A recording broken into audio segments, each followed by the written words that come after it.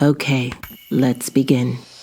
I am Lanice Antoine Shelley, and I'll be your host through constructive, healing-based conversations designed to empower adoptees and the adoption curious. Through the lens of experts and lived experiences, we focus on alchemizing our stories into maximum social impact. These are the voices who could not speak when they were young.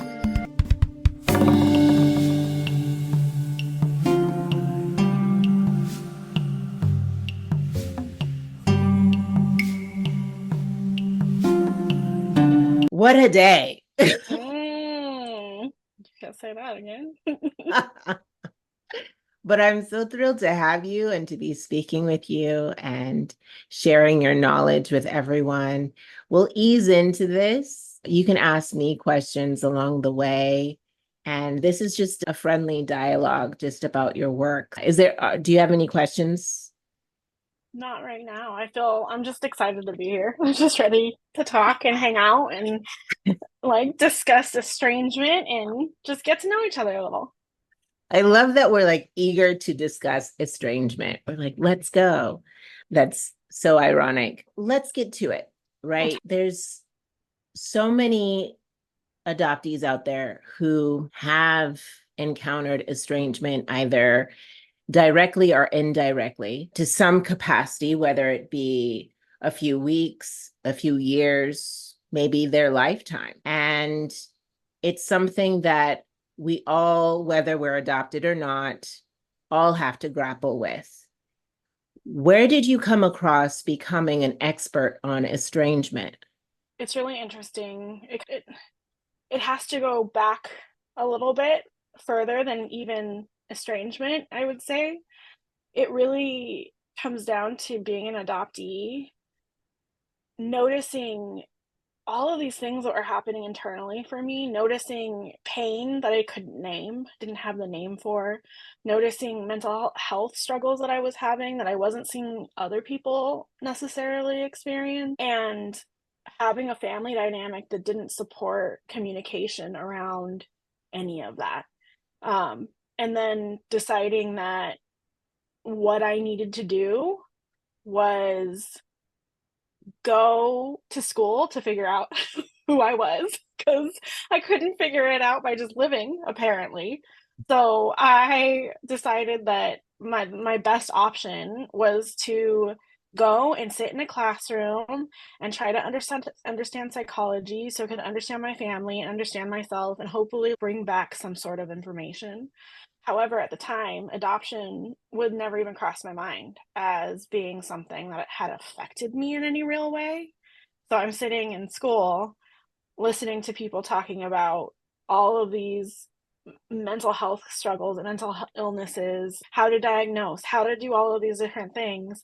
And there is a complete lack of conversation about adoption as a even remotely something that could cause trauma.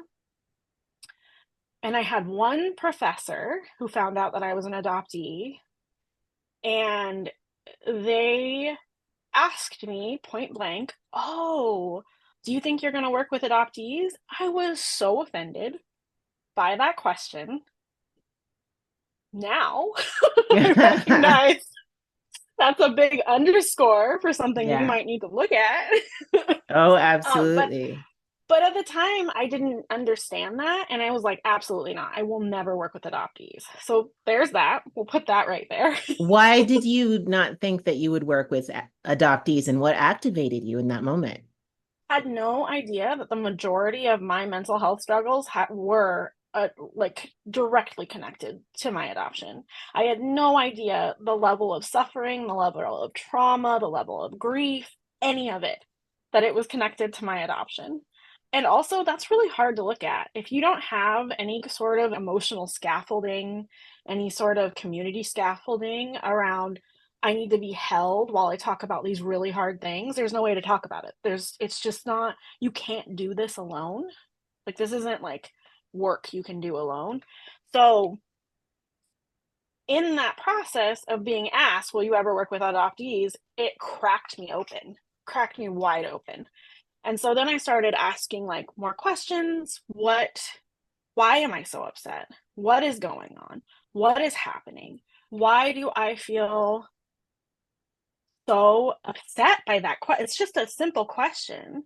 And then it went to the back of my brain. And I got out of school, got my master's taken care of, graduated, started a process of working in community mental health and in hospitals. And everywhere I went, I saw adoptees. And I was like, oh, I said I would never work with adoptees, and half my caseload is adoptees. What's going on here? Yeah, the universe um, trying to tell you something. Something. And then I started working in the prison systems, and the amount of adoptees, the amount of foster youth, the amount of survivors of foster, the family policing system, the amount of everybody except for adoptive parents in the system was so glaringly obvious to me that I didn't have a choice. I didn't have a choice because every time I talked to someone that was an adoptee, I would have that same, it's in my face. And so then it was like, okay, I got to work on my own stuff. And then it started the process of me working towards becoming an adoptee competent therapist. And so my whole process has been working towards becoming an adoptee therapist without knowing that's what I was doing. And just like my experience with becoming an adoptee therapist, my experience with estrangement is deeply personal. It's a deeply personal origin story, although that sounds like very like superhero-y, and I'm not. That's not what, that's not what I'm But you saying. are, you are. Adoptees are So their own heroes. You're the hero of your own I life. will I will take, yes, I will, that I agree with that. I went through this process of deeply just trying to get my parents to talk about their emotions, trying to get them to talk about their experiences. I went to school. I had all the language. I had all of this information. I had studies. I had research. I was like, look, if we can have conversations, we might have a closer relationship. And nothing worked. I asked to go to therapy. I asked to have mediation. I asked to have deeper conversations just between us, and it just was not, it wasn't getting through. And so I felt like I was turning myself into a pretzel trying to get them to join me in our relationship. Did they And outright just say no, or what was their behavior that made you think that they were incapable? they were out, there was no subtleness in my parents' lack of desire to participate in any sort of connection around deeper conversations. There was outright denials of anything being wrong. There was outright annoyance around being asked to go to therapy. There was fear. And that's therapy as a family or individually? Both. Because I think personally, I truly believe you can't do family therapy without individual therapy also. I just think there's so much complexity within families, and there's so much need in each individual's experience that it just doesn't make any sense to only work on the family unit and not work on individual experiences.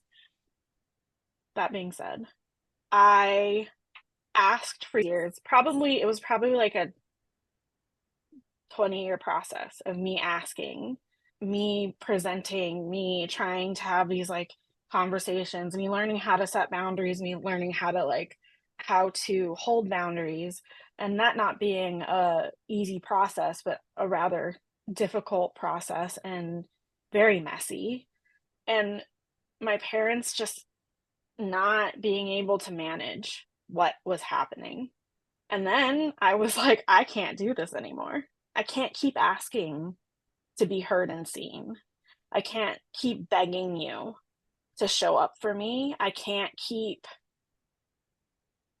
filleting myself open to try and get you to hold space for me as a person, not as your possession. And Yeah, take a moment for that as a person and not your possession. yeah, Ooh. yeah. So I eventually said, you know what? These are my boundaries. You've crossed my boundaries so many times. There have been really painful experiences that I've had, and there has been no accountability, and I'm done. And so I walked away from my family. They live a mile away. We live in the same town. Do you see one another like So on the street? we're actually in reconciliation now. But at the Okay. time, we're like a mile away from each other. I'm not seeing you anymore. I would see them around. There were times where my mom would show up at restaurants that I was with friends, and it was very uncomfortable. It was not a great experience. Do you live in a small town? Yes, Okay. yes, Oh yes, no. yeah. And how long were you estranged for? A month, a Oh, month. okay. Yeah, it was a very short estrangement. I am an only child. I'm an only adopted child. So my experience with the estrangement was very fast because I let them know I will always be willing to go to therapy. I will always be willing to talk to you about my emotions and my experiences and your emotions and your experiences. So when you're ready, that door is open. But until then, I want nothing to do with this. And within a month, we started going to family therapy. And my mom started participating in therapy on her own. And that was a game changer. It was a game changer. And we went through a therapeutic process of discussing our familial struggles together. And I continued to go to therapy. She went to therapy. And our communication went from pretty toxic and pretty abrasive and pretty coded to being like really direct, probably within the span of 8 months. So we're talking about 34 years of communication improving in 8 months. And it was such an amazing experience. And also, that month where I was completely cut off from my parents was one of the most excruciating experiences I've ever had in my life. One of the most devastating experiences I've ever had in my life. All of my adoption trauma was activated. All of my emotional things that I thought I had worked through were right back in my face. There was peace as well, which was a very strange, overwhelming dynamic to have a feeling of peace and also just feeling untethered and like I didn't belong anywhere. And as someone who is a therapist watching this, I know I am not alone. I recognized how painful this was, and there were no resources. I started digging for resources. I started trying to find books. And there was nothing about estrangement for adoptees. And that is why my entire career at this point has shifted towards estrangement because there's no information about it. And there are so many people struggling in the adoptee community and in the adoption community with estrangement. How close were you with your parents before the estrangement? How often did Very you close, talk? Okay. very close. And I think I would say enmeshed. I wouldn't necessarily say I would say enmeshed. Wow. There was not an allowance for autonomy for me in our family unit. I made myself some autonomy though. Mm-hmm. Mm-hmm. Yeah. So I think that was a major part of the experience. I'm sure it was riveting for your parents to have you vanish like that for even a few weeks. Yeah. Because oftentimes, if you are enmeshed, if your lives are intertwined to that capacity, then it is a deafening silence when they exit. Yes. And I think that was another portion of this. I recognized that I was not the only one in pain. I recognized I was not the only one in this excruciating experience. I realized my parents were struggling. I knew they were in pain. I knew they didn't understand what was happening. I knew there were no resources for them either. And so that's another facet of my career as well, is helping adoptive parents learn how to connect with their adoptees, their adult adoptees, around what's going on. Why is this happening? What have the signs been? What happened in their life? What is the kernel of truth in what they're saying? And I will say, Joshua, I believe his name's Joshua Coleman, is the person that actually, he's a clinical psychologist who wrote a book called Rules of Rules of Estrangement. And it is a really fabulous, that is probably one of the main things that got me through my experience, was his book. And it's from the parent's perspective mainly. It's not Okay. from the child's perspective, but it's asking the parent to take a kernel of truth from their child's experience and see where they can find the truth there and find empathy for that truth. And I am wholeheartedly committed to that message, because I think it is empathy, understanding, that is the pathway through. That's it. I just want to highlight this part of the conversation, illuminating empathy, Mm. because this is part of the adoptee labor, right? Mm-hmm. Because oftentimes we are empathetic to their situation. They didn't have resources, they didn't have support in their community, in their family. And Mm-hmm. we forego a lot of the accountability because we're so empathic. Mm-hmm. And that's where I'm at right now. It took a earth-shattering event to shift the dynamic in my household, in my family. And it's unfortunate that it had to be so dramatic. It's Mm-hmm. unfortunate that level of empathy and accountability wasn't just intrinsic in who they were.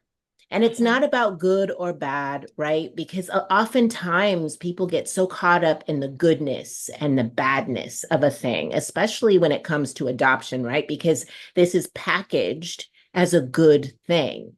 And Yes. so, therefore, anything within it can only Be nourish good. and Yeah. protect and save the Mm-hmm. child.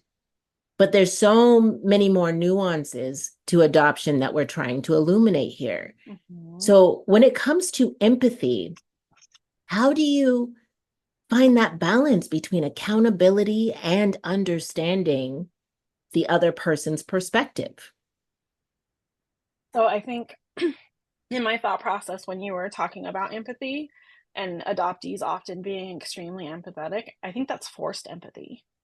I think that's forced and created empathy, because when you are in the position where you are a tiny human or you are a young child and you have to make major life decisions about how you are going to function, how you are going to show up, how are you going to get your needs met with people that are strangers, when there's no biological mirroring in the same way that you would with a biological family member, there's a lot of stuff that has to happen, and that empathy is part of survival.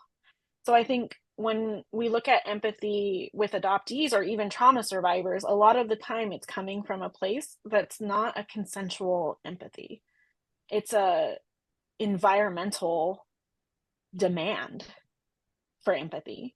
And so in terms of balancing accountability and empathy, I think first of all, it has to turn into like consensual empathy. I don't have any sort of anything to back this up right now. I'm talking from my own thought process and my own No, experience. it's I good. I'm leaning in.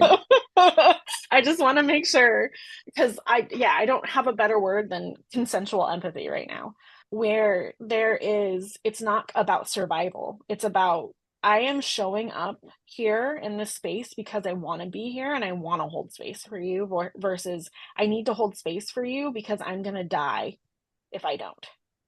somehow I am going to emotionally die. You might not feed me, you might not take care of me. So this experience of transitioning from that like survival space into empathy with, so an expectation of also experiencing empathy from the other party, and it not being an expectation that we hold the burden of empathy, of understanding our parents' experiences, of holding their traumas. And I think the accountability part is really important. And I will say, I had a really hard time with accountability on my own end. I had a horrible time with taking accountability when I was younger. And even in my 20s, I had a terrible time with it. And I can directly link that for myself towards no one ever showing me what it meant to take accountability. Not ever seeing an adult go, oh, I really made a mistake. I really hurt you. I really made this choice and it just was not the right choice. And I am so sorry that it has affected you. I love that you brought that up because that's such an important point because I have been entrenched in the thinking of Brene Brown talks about shame Mm-hmm. and the difference between embarrassment and shame being I am wrong, and then Mm-hmm. embarrassment being you did something wrong or the Mm-hmm. thing that you did was wrong. And Mm-hmm. so when you talk about how navigating your positioning in your family and the rightness and wrongness about it and not seeing it modeled, when you talk about not seeing it modeled in your home, that's something that I hadn't considered until you said it, Mm-hmm. because that's exactly right. I had really struggled silently as a child, as an adoptee child, and no one taught me how to own my stuff Mm-hmm. because they weren't owning their stuff. And so I grew up thinking that I intrinsically was wrong. I was Mm-hmm. bad. I took it Mm-hmm. all personally when I had to apologize or own my stuff. But now I love the fact that I can apologize, that I know how to apologize well. And when I don't apologize, it's a conscious choice. Mm-hmm. Yes, 100%. And I feel like that is the work, right? That's the process of being able to sit with yourself and own your experience, and be able to be. I think there's something about just being involved in taking accountability. And I think I pushed and pushed and pushed and pushed and pushed with my parents over and over and got so frustrated with them and just was like, fine, burn it to the ground then. Peace out. I'm out. We're not having a conversation anymore. And my parents coming to me and being like, okay, something is wrong. We need to have a conversation. And my mom taking accountability for the first time in my life in a really direct, intense way, and watching her say, oh my God, I've had to reflect on what you said and why you left, and all of the things you've been telling me for years and years that I couldn't hear, and all of the stories that you've told me about your experiences in my house, and all of your emotions that I didn't consider. And yeah, I messed up. I messed up a lot, and I'm really sorry it hurt you.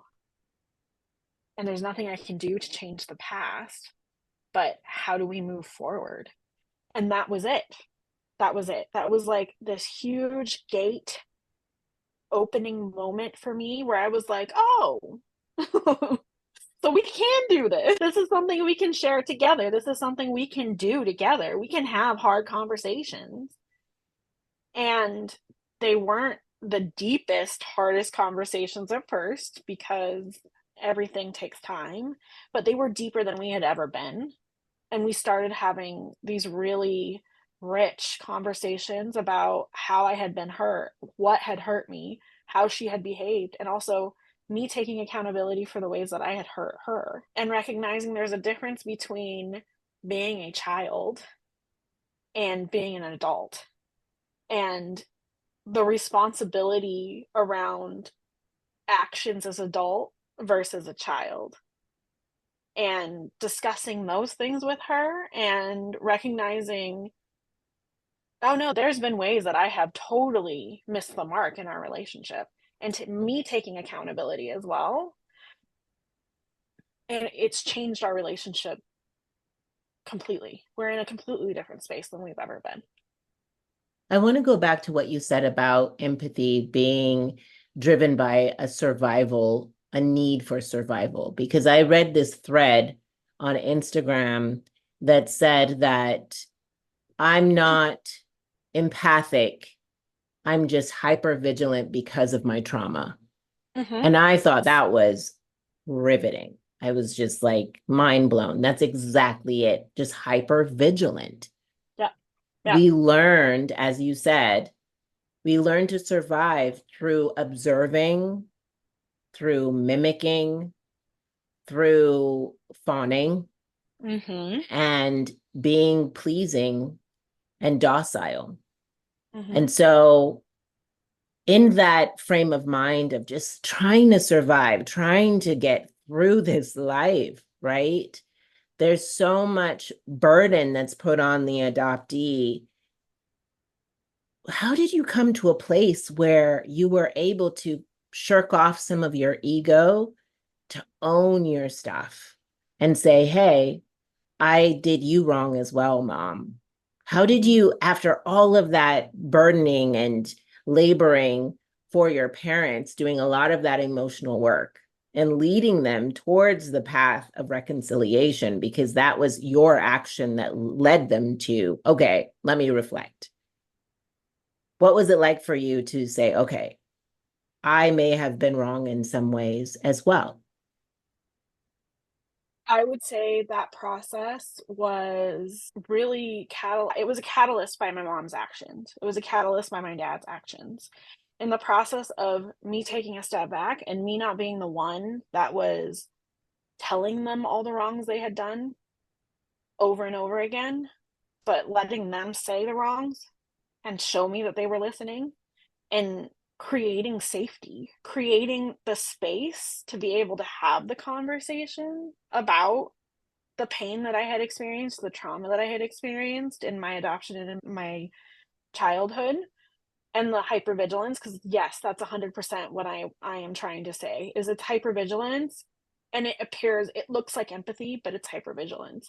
And we can sometimes self-delude ourselves into thinking that it's empathy when in reality we are scanning everything at all times, looking at people's emotions. And I will say, I will add on to this, is the part for me is not only do I have hypervigilance around, well, have I had hypervigilance around my environment, I'm also autistic. And I wasn't diagnosed with autism until 5 weeks ago. So I'm newly diagnosed with autism. So there's a even richer and more deep understanding of why there was so much strife in our household, why it was so difficult, what was being missed in every place in my life, not just in my home, but at school, in the church community I was raised in, everywhere. So I wanted to add that into this as well, because I think my neurodivergence definitely has created a experience with this process for me. And I think getting back to your question, I feel like my mom and my dad taking the reins was the process towards me being able to feel safe enough to take accountability, because you can't take accountability if you don't feel safe. And I had never felt safe in my relationship with my parents in a way that would allow me to be completely honest. And so our therapeutic relationship with the therapist we had changed the way we communicated, and it helped me feel more safe with communicating my experiences to my parents. How did you choose a therapist? And is this a therapist of color? Is this a therapist who's female? How did you come to just a happy medium when it came to a therapist? Because I know that's hard because your parents are white. Is that So my mom is white and my dad is black. okay? So yeah, they match my biology. but I am Okay. not a same race adoptee. I don't identify as a same race adoptee. Okay. Um, okay, so let's go. I would say actually my process of choosing, because I did choose the therapist. I was the one that chose where we were going.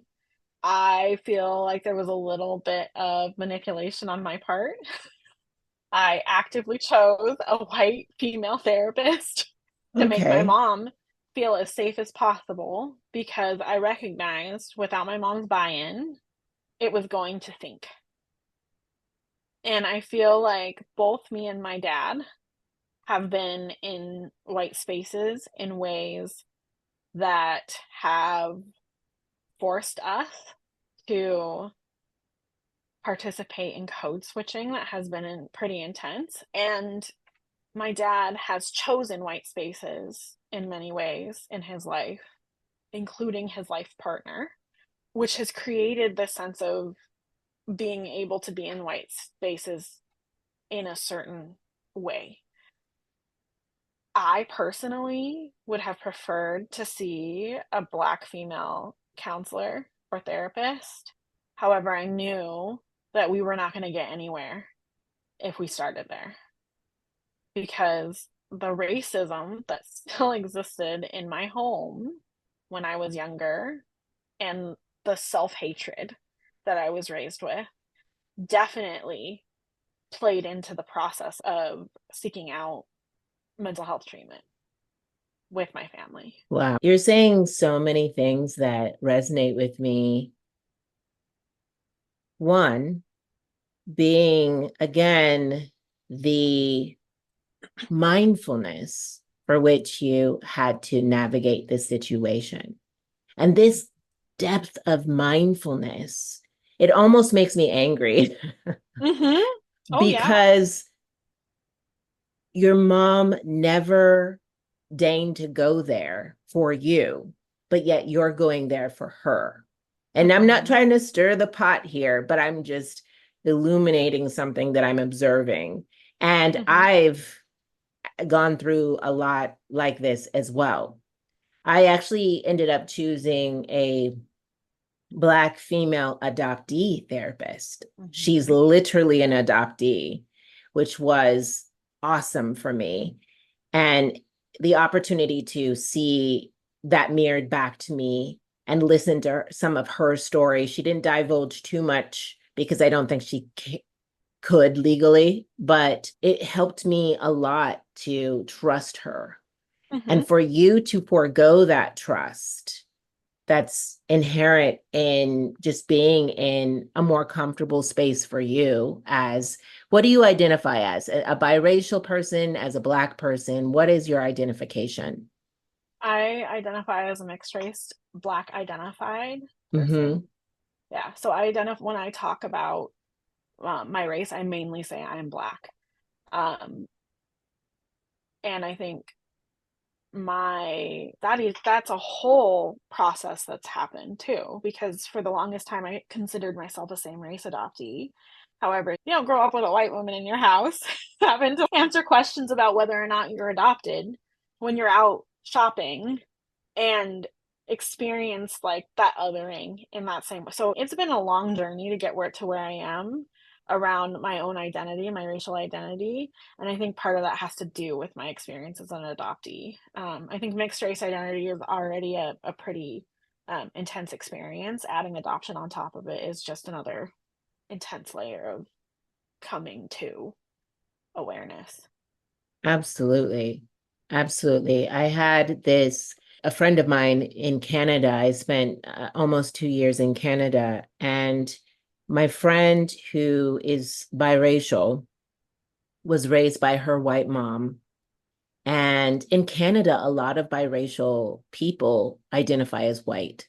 Mm-hmm.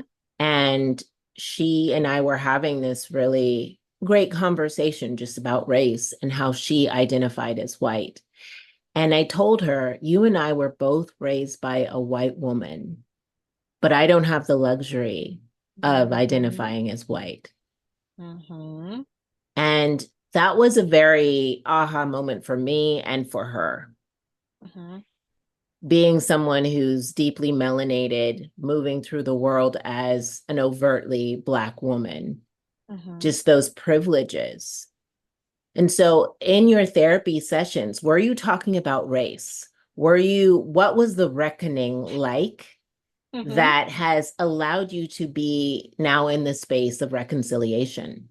I would say the therapy sessions, because where we were in the process were so like shallow and like we were in the kiddie pool of this process. It was not deep. It was not that deep. We were just trying to figure out how to have basic conversations together without getting to a point where we were like, I'm leaving, I'm angry, like I'm yelling, I'm furious at you. I don't ever want to see you again. So for me, my understanding, like I think part of this is, which has always been so weird, the way that I work is I need to understand the process of healing before I start healing. Like I can't just be in the healing process. I need a map. I need to know where we're going. I need to know Yeah. what is the point of this? Why are we doing this? I took family therapy. I don't provide family therapy. I took family therapy classes to figure out what I was going to do eventually with my family. There was a lot of there's always been a lot of pre-planning for me. And I think that's a combination of my neurodivergence and my trauma. But I think the process where we started was so shallow and so deep and not deep because my parents had never talked about race. My dad had never even thought that he would ever sit in an office with a therapist, let alone a white woman therapist. He was not, he was, when I became a therapist, I asked him one time, do you think you would ever see a therapist? And he said, no, they make you do things you don't want to do. And I was just like, Dad, you know, I'm working on becoming a therapist. And he was like, yeah. And I would not see a therapist because they make you do things you don't want to do. And at the time, me being in this situation where I'm raised by this white woman and my experience with my proximity to whiteness, while also my proximity to blackness, was incredibly weird. There was this really weird experience of actively having to figure out how to navigate this white and black space at the same time and hiding my blackness in a certain way to make sure that I was okay, and also my dad hiding his blackness in the house. And so I think I just really went on a tangent, sorry. No, I it's think great. looking at my dad's experience and all of the trauma he's been through, all of his experiences with growing up in Salt Lake City, Utah, where he got pulled over by the police for dating a white woman, where he wasn't allowed to swim at the swimming pool because he was black, where he wasn't allowed to participate in basic experiences because of the color of his skin. Like that shapes people's experiences. And I wasn't able to see that.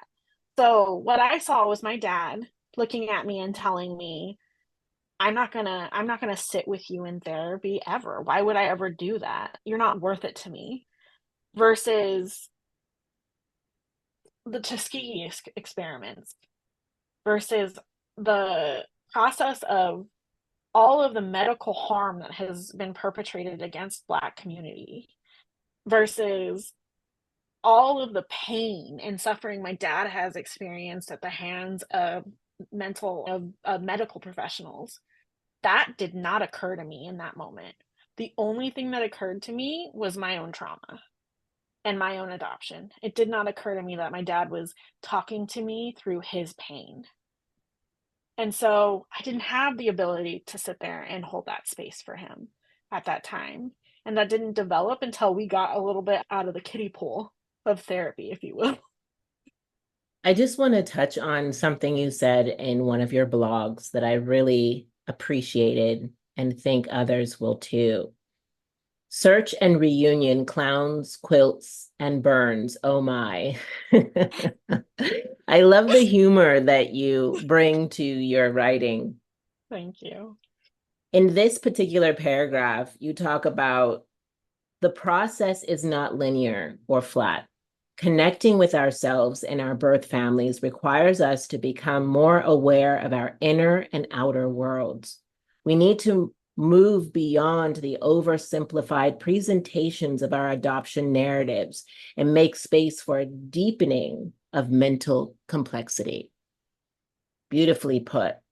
And the deepening of mental complexity, your parents were going through it in that reckoning, right? And Mm-hmm. in this blog post, you talk about both of their experiences were different when it came to you pursuing your birth lineage. Mm-hmm. And it sounds as if they had varying experiences on a lot of topics. When it comes to your estrangement, was it equally paced when it came to the reconciliation? Were you reconciling with your mom first and then your dad, or was your dad needing as much attention as your mom? So I would actually say my experience with my dad has always had a limitation around it. I think there's a lot of complexity around Black maleness and misogynoir. And Can we break that word down? Because I just got hip to that word and I love it now. Can you break down massage noir? yeah, so it's the experience of Black men in connection with Black women not being necessarily able to see our struggles and identifying it's basically Black toxic masculinity from the standpoint of, but there's still struggles they're experiencing. They're still dealing with oppression and racism and all of these things, and they may not be able to see us in the process and see our experiences as women Yeah, or trans women, everybody who is not in that position of power, in that the gender identity of male man. yeah, it's especially Black women. Yes, The specific yes, misogyny of Black women and how we've been targeted and the complexity of the relationship between Black women and Black men, yes. which is deep. It's, yeah, Yeah, and it's like incredible. It has so many historical roots involved in it, and the process of how dehumanized we all have been in this country. Of course, there's going to be dynamics between us that get created because of that oppression and the internalization of that oppression. So I think with my dad, from my end, my problem, I will say, this has been my undoing and my work and my pulling apart of my internalized oppression. I believed that my dad should have known better, should have been better because he was Black and I am Black, and he should have shown up for me in a certain way because of his Blackness. But what I was missing was the historical context. What I was missing was his trauma history. What I was missing was his family dynamics. What I was missing was the experience of poverty within my family. All of the things that have created the situations for him, and his relationship with my mom, and the dynamics of his surroundings, and his struggles being being identified in certain ways, but not others, being overshadowed, being swept under the rug in our household, and whiteness being held as the pinnacle of being. So I would say with my dad, I had a lot more anger towards him in certain ways because I felt like he should have rescued me, and he didn't. And he did not rescue me from the internalized oppression that I experienced. And so how do you rescue someone from something that you have not dealt with yourself? How do you deal with your own stuff if you don't have the language for it and no one's ever, it's not been part of your, there's just, it's not possible. And so my my reconciliation with my dad happened faster because of my own experience, because of partially, this is going to sound weird, but partially because of my mom, around her taking accountability for certain things and allowing me the space to figure out how to take accountability for myself, and like seeing how my dad had done the best he could with what he had, um and like historical context for it. And so I think walking into the relationship, back into the relationship with my father, has been a lot smoother in a lot of ways. Um, and we're still working on it. We're still working on it. I don't feel like I'm working on it the same at the same level as I am with my mom. Like, how do I say this? I think I'm working more on my relationship with my dad than I am working on the relationship with my mom at this point, because I feel like me and my mom have reached where we're going to be for the rest of our lives. I think this is it. We're done. It's not going to get any better than this, and that's okay. And I think for Wow. me, my experience is my expectations are different with my mother, because I only have so much emotional bandwidth to provide, and I don't want to spend the rest of my life trying to bring my mom into consciousness. She can do that when she's ready, if she ever is. It's just not my job. And I've let her know that, and she's been like, "Yeah, I'm good with where we are." And it feels we have a mutual understanding, and I'm okay with it. And I've accepted it, and it feels really good. And we have the relationship that feels fulfilling for both of us at this time, and that's okay. Me and my dad, on the other hand, I do not feel like my relationship with my dad is where I want it to be. I would like my relationship with my dad to be deeper, and we're in the process of continuing to seek therapy together, which has been really beautiful. And I'm not angry at him like I was. There's less anger and there's less desperation. It's mainly curiosity now and hope. And those, I would say, are the two things that I feel in relationship with my dad. So I reconciled sooner with my dad, but we've been working on this longer than I have with my mom. I'm so sorry that he didn't protect you in the way that you needed protecting. Thank you. And I keep on saying this over and over again, is that adoptees don't need love. We need protection and Mm-hmm. everything that comes with protection. And when you understand what that guardianship means, to protect something, to honor, to hold it precious, then everything aligns Mm-hmm. beautifully. It's not up for interpretation. We all understand what protection is, what it looks like, what it feels like, how it's manifested. Mm-hmm. But love is so flimsy, it could be anything. Mm-hmm. So I appreciate your candor and your vulnerability in sharing all of this. When working with an adoptee, why is it even important for us to reconcile? What is the Uh, good that comes out of this? Why do we even need it? and this is my favorite part of work, because I think I shock the hell out of a lot of people. I do not believe that there is one type of reconciliation, and I do not believe that there's one type of reconciliation that's better than the other. I believe that reconciliation is a multifaceted experience, and I think that relational reconciliation is one of those experiences. I think self reconciliation is just as valid as relational reconciliation. And releasing a relationship is just as valid as returning to a relationship. So I don't believe that reconciliation is a one size fit all kind of situation. I believe that it is a process of coming to terms with yourself and what you need and what you want. And no matter where you land, no matter what you're doing with your family, how you're showing up with your family or not showing up with your family, all of that is valid.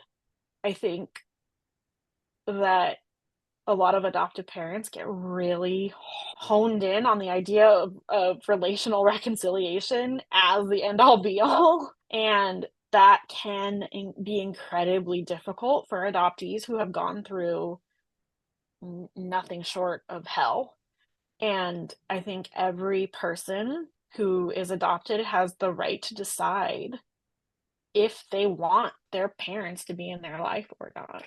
I think it does a great disservice to adoptees to expect anything from us when it comes to our adoptive parents. I think the reality is moving towards understanding ourselves may open a door towards us going back to being in relationship with our parents or not. And it's up to us. I really do believe that, because we are not the ones that had a choice in where we've gone or who is showing up for our relationship. I once heard this quote that said that our quality of life is determined by the relationships within it. Mm. And that was extraordinary at the time because I felt like my life was crap because my relationships were crap. And I think a lot of adoptees struggle with relationships in general, whether Mm-hmm. that be romantic, platonic, familial. It is an uphill Sisyphus battle for us to maintain these relationships. And so I'm going through my own estrangement right now with Mm-hmm. a few family members. And the question that I just asked you is present for me. Mm-hmm. There are elements of my life and of what happened and the traumas that I can forgo. I hate the word forgive. I loathe the word forgive because there's this connotation that all is well, all is forgotten, and it's never forgotten. It's just healed in a different I'm way. really I'm really interested in the idea of forgiveness. That's something that I think Are is, you? yeah. Okay, then let's talk about it. Like what Okay. interests you about forgiveness? The idea that forgiveness isn't about the people that have harmed, but the people that have been harmed. That forgiveness is belongs to those of us who deserve to have accountability taken for the harm we've had caused. And we get to decide. It is ours to own, to decide, to sit with, to forgive or not to forgive. So for me, forgiveness is a catalyst for, I'm having a hard time finding a word. I can feel the sensation in my And body. I can feel it. I can feel you feel it. It's palpable from over here. So, from this lens, though, is it religious or is it metaphysical? What is it for you? Where is this coming from, this idea of forgiveness? And what does forgiveness look like for you? Because it looks So like to, many things, but what does it look like for you? so to me, I feel like it's an empowering thing. That's the word I was looking for. It's an empowering, it's centered in grounded honesty with yourself and those around you. And I feel like forgiveness is not a religious, or it doesn't belong to anything. I believe it's a place within ourselves that we get to define. And that's one of I think my hardest things as a therapist is I see so many clients come through who are like, fuck forgiveness, basically. Excuse my language. No, say it, And do it. and I will keep my mouth shut because it is not my job to push forgiveness. It's not my job to try to change someone's mind. And if I see someone struggling with forgiveness or pushing forgiveness away or having forgiveness be this thing that is chasing them down or staring them in the face, and it doesn't feel safe to look at because it feels like it's the watered down idea of forgive and forget, because that's bullshit. That is straight up bullshit. There's no such thing as forgetting. When you've been harmed, when you've been hurt, when you've been tortured, when you've had anything happen to you, there is forgiving and forgetting are not connected in my brain. And so I think there's something really empowering of owning forgiveness from the place of, oh, it's not about you. It's not about the person that's harmed me in any way, shape, or form. It's about me and how I'm going to walk towards this process. And there's nothing more satisfying because for me, as someone who has been harmed in a lot of different ways, I am a 4-time assault survivor. I am a child sexual abuse survivor. I have many experiences in my life that have been incredibly traumatizing. There is nothing more satisfying than in all of my experiences than having forgiven someone and feeling nothing but, what is this feeling? Indifference. I have forgiven from the standpoint of, you don't hold anything over me anymore. I'm not angry at you. I'm not mad at you. You get to live your life over there somewhere. And the only time I think of you is from this space of, oh, that happened. And you're not in here with me. What does that look like? And I'm so sorry that assault happened to you, those multiple assaults. What does that look like for you? Does it look like not speaking to them? Does it look like setting boundaries? Are they in your life still? What does that forgiveness look like for you? Because I think when a lot of people, especially those of us who are brought up in conservative Christian households, Mm-hmm. forgiveness has a negative connotation.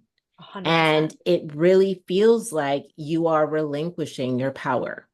And for me, forgiveness for me feels like letting them off the hook. Mm. And I'm sure a lot of people can relate to that because we spent our childhood being pummeled by situations and people that harmed us in words or actions with no accountability. And Mm-hmm. we're so desperate to be seen, at least speaking for myself. I'm one of the things as an adult, I need an apology. I cannot let Mm-hmm. things go until you say, I am sorry for A, B, and C. And that's even the checkout person at CVS. You know what I Mm-hmm. mean? If Mm-hmm. you do not say, I am sorry for A, B, and C, I cannot move on. Like cognitively, I cannot move on from what happened. But as soon as you say it, as soon as you say, I am sorry, I'm like, okay, I'm Mm-hmm. back to being amiable and back to being just approachable and available to you emotionally. And so, what does forgiveness for you in the situations, large and small, that, yeah, that's the final stop. What does that forgiveness look like for you? So I don't think forgiveness is easy. I think forgiveness is a volcanic disruptive, dysregulating experience. I think it's I think it is a multitude of complex experiences that take place. I do not believe, and this is the part that I feel so connected to the idea of what you're talking about, and like being pummeled with experiences and being expected to forgive and turn the other cheek. Oh, that was some Yeah, bullshit. just let it go. Just let it Go. go. Yeah, Like just forget about it. just it's fine. You can just know. And I think that is, to me, that is a corruption of what forgiveness can be. And for me, what forgiveness is. I think anytime we have something that says that it's easy, just let it go. Anytime we have something that's shallow, anytime we have that kiddie pool, the kiddie pool keeps making an appearance. But anytime we have an experience that we're being told is like this deep, there's a lie involved. There is a corruption involved. There is a lacking of the complexity of what it means to be human. And I think when we look at forgiveness from the standpoint of, in my body, when I think about a person, if I have a whole body response, if I have a whole trauma response, that person has power over me. That person is affecting my daily life.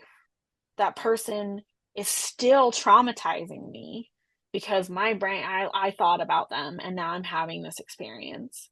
And I think for me, forgiveness was having those experiences and being like, okay, I have two options here. I can walk towards this experience. I can walk towards the anger. I can walk towards the like pain. I can get into the nitty gritty of it, and I can sit and I can pull this apart, and I can journal, and I can cuss at the wall, and I can at the sky. I can do whatever I need, or I can push it down and I can run from it and I could not face it. And I think for me, when we do the forget thing, when we pretend like we forget, because I don't think we can forget shit like the things I've experienced, we're told to forget, we're actually repressing it. We're not forgetting it, we're repressing it. We're pushing it down until something else happens and triggers that whole body response. And so for me, the process of forgiving has been so freaking painful. It's been hard. It's been bone chillingly deep. It's been hard won for me. And I think to have it corrupted by a church or a group of people who have used it to oppress is unfair. And when I think of forgiveness, I think of letting go in a certain way that is letting myself let go of those people who have hurt me versus keeping them in my body through the standpoint of dealing with the anger that I'm feeling. And it's so interesting because when you talk about needing a sorry, that resonates with me so much. And I would say the last 3 years of my life, so I'm almost 40. Like I'll be 40 in October. The last three What lives, October, what day? the 20th. I'm on the 17th. Oh, nice. Yeah, Hey Libra there. babies. Yeah. The last 3 years of my life has been the only time in my life that I have been able to walk through things without a sorry. Previously, I needed a sorry, and the people in my life would not give me a sorry. And I fought and pushed and hoped and kicked. And emotionally, obviously, I'm not like. And so I I have learned from my in my own body what it means to like let that kicking go, let that fighting go, move away from it and allow myself to have my fish shaking and my pottery destroying and my journaling and all of the things that I've needed to do to let those people not be involved in my life anymore, and know I am not involved with anybody who has harmed me in the ways that I have been harmed in my childhood or in my college experience, because that's mainly where the 4 assaults took place. So my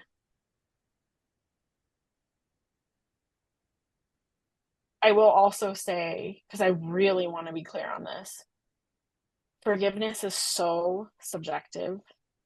And I think that when we are told what forgiveness is, that's when it gets fucking dangerous. When we are allowed to define it for ourselves, that is when it is, I think, the most helpful. I think anytime someone is telling you what to do or how to do it, that's a danger. I hear that. I think that I still hate the word. Yes, go for it. I still dislike the word to forgive because of my history with religion. But I understand what you're saying when you want to take an empowering stance and dissipate the effect that other people have in your life, in your psyche, how you move forward with your life. Absolutely. I co-sign on that 1,000%. And there have been people who've harmed me in the past that I have foregone and just release them gently with grace. I don't wish them well. I don't wish them harm. I don't wish them anything. And that is a level of just forgiveness, of releasing. I think, as you said, many of us have different definitions of letting things go and understanding as an adoptee that no one else can define what that looks like for you. That letting go, that releasing, that forgiving, whatever word you want to use. And that is okay. Your pace, your depth, your words. And I still don't forgive as a word just because of the connotation, the religious connotation, because there are certain religions that have monopolized the word. But I completely respect the ways in which you have let the harms that have been done to you, the inconceivable harms, dissipate from your spirit and not burden you moving forward. Yeah. Definitely. This has been such a robust conversation. Oh my goodness. We've gone so far over the time. I wanted to talk about adoption competency because you have hashtag adoption competency on your Instagram page. Can you just sum that up for us just really briefly? So I think for me, adoption competency is understanding who has been most harmed by adoption and the level of harm that has taken place, and being able to hold that and hold space for and help create safety for those who have been harmed in a safe way. And if we look at the idea of the old triad, the old triangle idea, like where we have the adoptee at the top and the adoptive parents and the biological parents at the bottom, I think it's, if we invert that and we put the adoptee, because actually it's hard. It's really hard because I think adoptees don't have choice in a lot of ways. Biological families often, or first families often, don't have a lot of choice either. And I think when we're able to hold those spaces for the people who have been most harmed, that is where adoption competency comes in. And I think a lot of times adoption competency gets construed as being about the adoptive parent and being about how do we support adoptive parents in creating safe spaces for adoptees. And it completely actually it centers the adoptive parent versus the adoptee.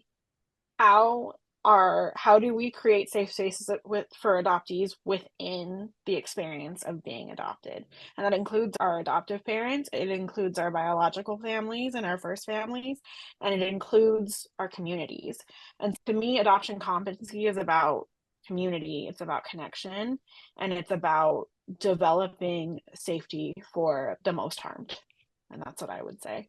Um, the last thing before we wrap up, I just want to say it has been such an honor to be here with you, and I really appreciate all that you've said. And oh my goodness, oh, just feels so good. Thank you so much. Oh, absolutely. It has been a thrill and a pleasure to speak with you. You're so much fun to talk to. Like Thank you. I the had so minutes much just fun too. like sped by. I looked at the time. I'm like, oh, hopefully she doesn't have an appointment after this. I But just where can people find you and connect with you and get some of your services? Because you have so much to offer, Becca. Thank you. So right now I am working with Adoption Mosaic. I am contracted to provide services. I'm working to help with actually with one of my very good friends, Laura Bat. She is a LCSW as well, and she is an adoptee and a first mother. So I'm an adoptee and a adoptive parent, and she's an adoptee and a first mother. And so we have this really dynamic connection, and we provide services for adoptees through Adoption Mosaic around estrangement, and it's called the Adoptee Beacon Group. And I also am providing services for adoptive parents who are going through estrangement through a course that is done through Adoption Mosaic. And then I am on Instagram under the handle Mending the Adopted Heart. And you can also find my blog at mendingtheadoptedheart.com. And my website for my private practice is mendedheart.org. It's not Mended Hearts, mendedheart.org. There is a very large organization that provides heart surgery that has an S at the end. So I get requests all the time. And I'm like, I'm so sorry. It's Yeah, not I'm not me. qualified. I'm Yeah, not yes. So no S. It's just mended heart. One a heart. singular heart. Yes. Yeah. Perfect. We Thank got you it. so much. Yes. Thank you, Becca. This is Yes. wonderful. I Um, hope we can keep in touch. oh, definitely, definitely.